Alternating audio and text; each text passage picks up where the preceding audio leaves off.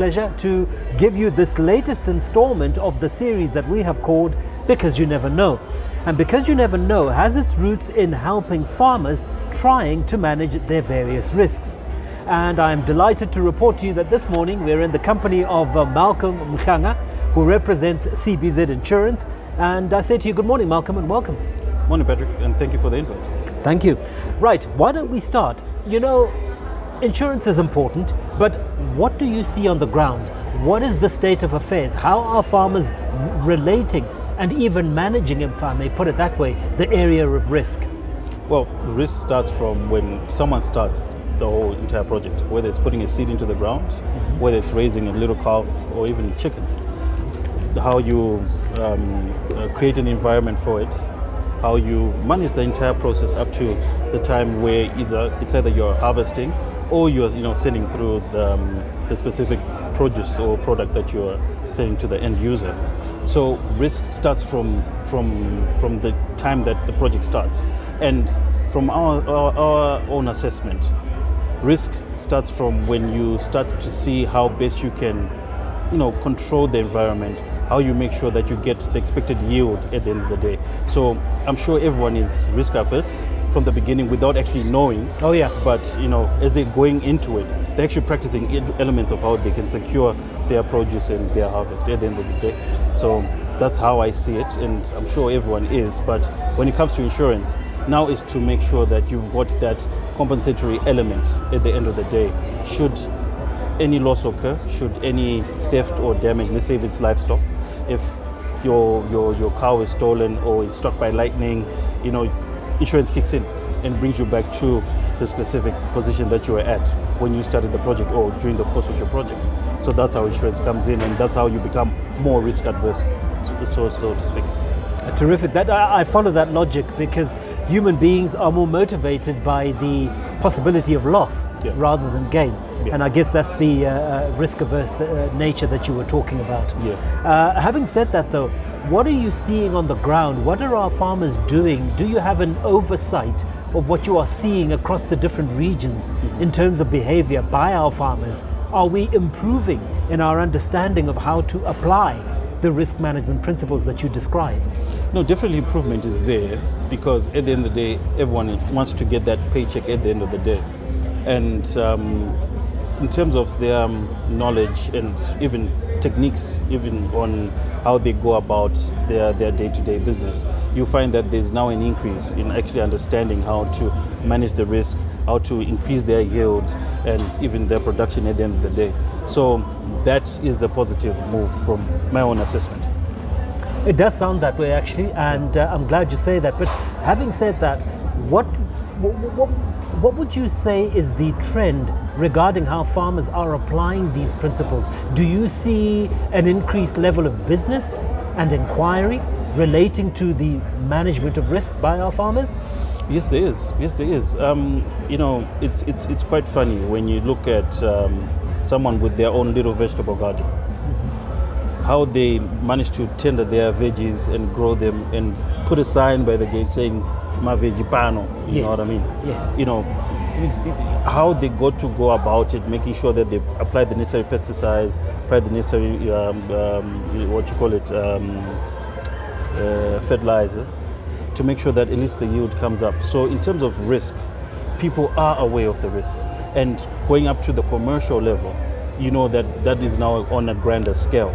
So as individuals, as Zimbabweans, I think it's encoded within our DNA in terms of farming and in terms of being risk adverse, in terms of being aware of the risks that are around us when it comes to agriculture and agriculture as a whole, if I might say. Yeah, absolutely. So. Yeah. Absolutely. So let's dig a little deeper. Do you see a link between farming, or rather, let me put it this way, is there a long-term relationship between food security and risk management? Yeah, true, because the two are bind together, in the sense that for food security to take place, you need to have the elements of risk also catered for, which is where we fall in when it comes to insurance. We make sure that at the end of the day, food security is attained by making sure that when our farmers put whatever they put on the ground or are raising their livestock. At the end of the day, it leads to food security and a better Zimbabwe at the end of the day. So we are there to help them and to complement them to get to that end stage where we know that we've got, enough yield, enough food for the nation. So we are there to just complement and to help from the insurance side of things. Certainly, Yeah. because you need various stakeholders in order to make that structure complete. True. Okay, so when I look at this, I think to myself, well, who is compliant and who isn't? Understanding arrives or comes to us at different times. What would you say is the level of uptake from the different farmers? What behaviors would you like to see improved or enhanced by the farmers as it relates to risk management? Well, I think the point has to start from also us as well. I think we need to take the blame to it.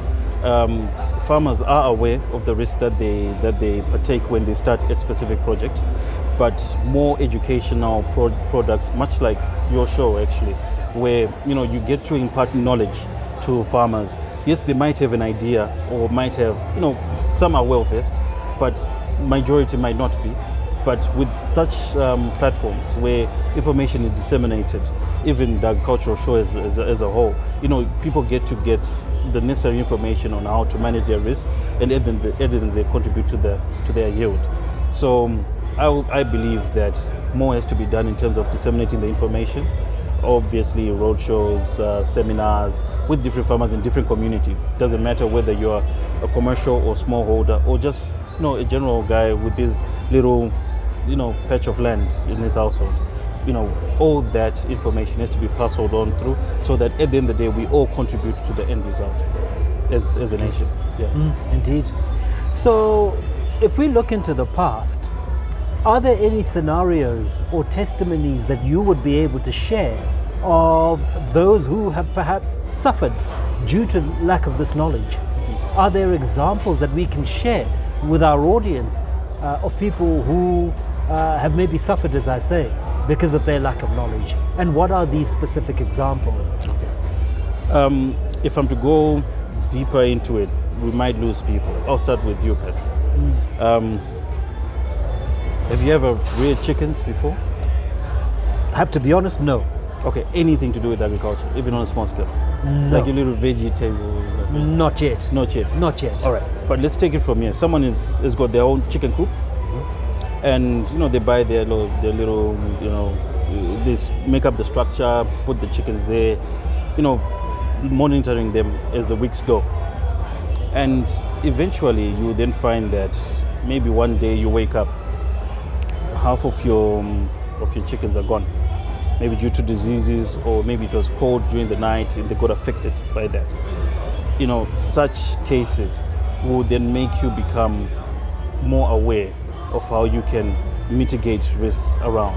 Some learning phases where you learn from a mistake that would have taken place. Some then get to learn from the information. When you share information, look, I lost half of my chickens overnight because I did not do A, B, C, and D, and people go from there. So all these elements where losses have occurred and people have seen risks taking place have actually taken place on a smaller scale for them to then go over to the larger scale. So we all have a test case. You wake up one day, your veggies are hit by whatever disease that's there. You then learn, no, I need to buy pesticides. I need to do this, I need to do that. So it's continuous learning at the end of the day, and how people go about that. Continuous learning indeed. Yeah.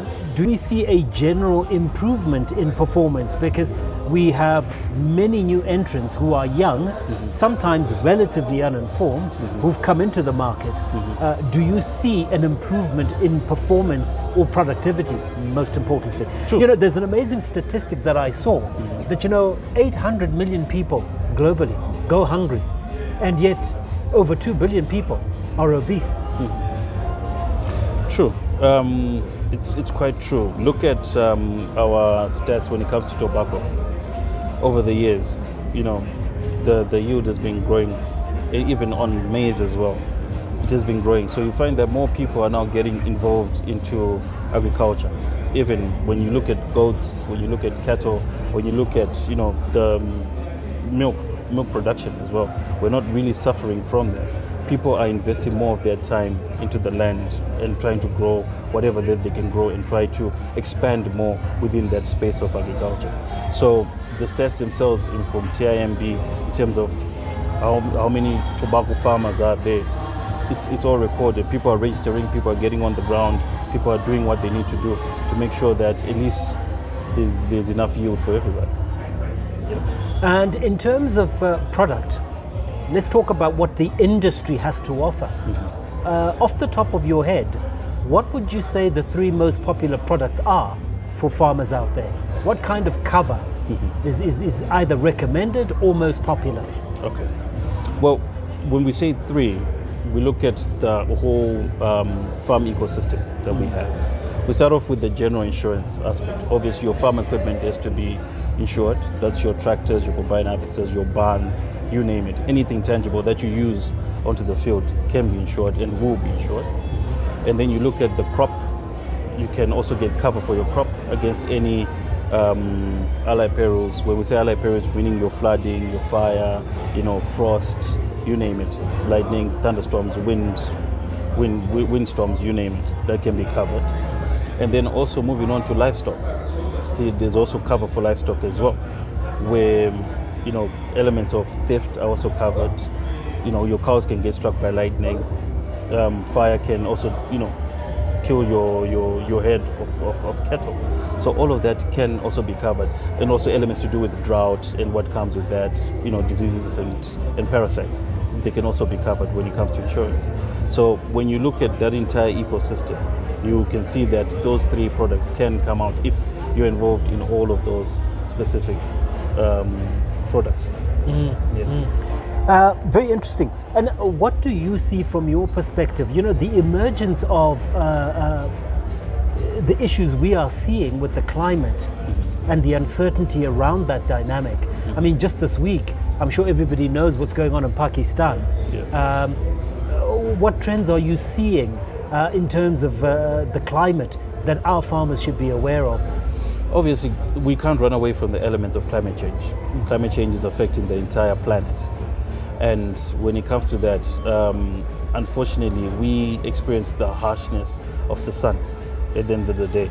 And when it comes to insurance, we make sure that we try by all means to give farmers some form of compensation should elements of climate change take place. When a drought ensues, your produce will suffer. And there are covers for that to make sure that at least, we take you back to where you were before the loss occurred. If for argument's sake, for some strange reason, we cure flooding from Norway, cover is also there to make sure that we get you back to where you were so that you can continue to produce. Other than you don't have cover, the flood comes, wipes out your entire herd, wipes out your entire field, and you have to start from scratch. Some might not have the capital or the capacity to get back onto the ground and to start doing what they're doing. We make sure that you can get back to do your normal business and to grow from there. But elements of climate change are real, and we should actually look at them with a serious face, and for the farmers to try to see how best from that they can get the necessary covers that they need to make sure that they get the necessary compensation should an occurrence happen. I'm going to hazard a guess here that you might know this question, but what do you think are the 2 biggest threats that our particular context faces in relation to climate change? Honestly, it's just to do with the rainfall patterns and temperatures. Those really, really affect us because, let's say, we take a dairy cow for argument's sake. If experiences, higher temperatures, it affects its growth, it affects its milk production, it affects a lot of things when it comes to that. Even might lead to death. So, those 2 elements when it comes to our rainfall patterns and our temperatures, they will really, really affect the agricultural environment from my standpoint. Yeah. So as we bring this conversation to a close, what would your recommendations be? And I keep thinking of particularly our emergent farmers. What should they know about this environment? Because definitely we sense and know that the competition is intensifying. We know that it certainly remains volatile and unstable, but at the same time, this is the reality that we have. True. So what would be your recommendation be as an insurer to our emergent farmers? Okay. Well, my recommendation is, obviously they need to be insured. There's no project that's too small or too big. We can come in and do an assessment on your project. If they're smallholder farmers, we can, through their association, we can lump them up together, get to give them a customized product for their specific area and region, depending on the different weather patterns that they'll be experiencing, and come up with the necessary products that best suit them to help them, do what they need to do. But also just for them to be more aware, to watch your show more, to get information more, whether from IPEC, from ICZ, even from us. When they give us a call, we can come through, talk to them, help them in making sure that they get the necessary output that they need. So I think that's what I can recommend to them, that we are there for them. I'm sitting here for them. You're sitting here for them to make sure that they get the necessary information that they need to grow and to get the necessary output that they need, because we need their output. Absolutely. Yeah. Well, thank you, Malcolm. Makes a lot of sense to me. So to all our viewers and all our listeners, we've been talking to Malcolm Mhlanga, who represents a leading player in the insurance industry, and we're delighted to have him.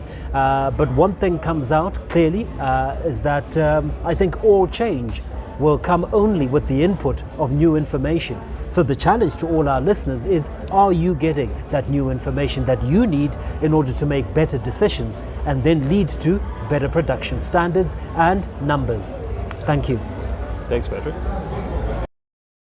Insurance is there to protect you against the threat of financial loss caused by everyday events. It removes uncertainty by transferring the unknown consequences of losses from theft, fire, floods, or accidents to an insurance company. The protection gained from paying an insurance company a regular sum of money is called a premium. By collecting premiums from many people, the insurer accumulates a pool from which losses can be paid for. We represent short-term insurance companies in Zimbabwe and are here to help you understand how they can help you with everyday insurance, because you never know. For more information, call us on 0242 708 031 up to 2, or visit our offices at number 4 Josiah Tongogara Avenue, Harare.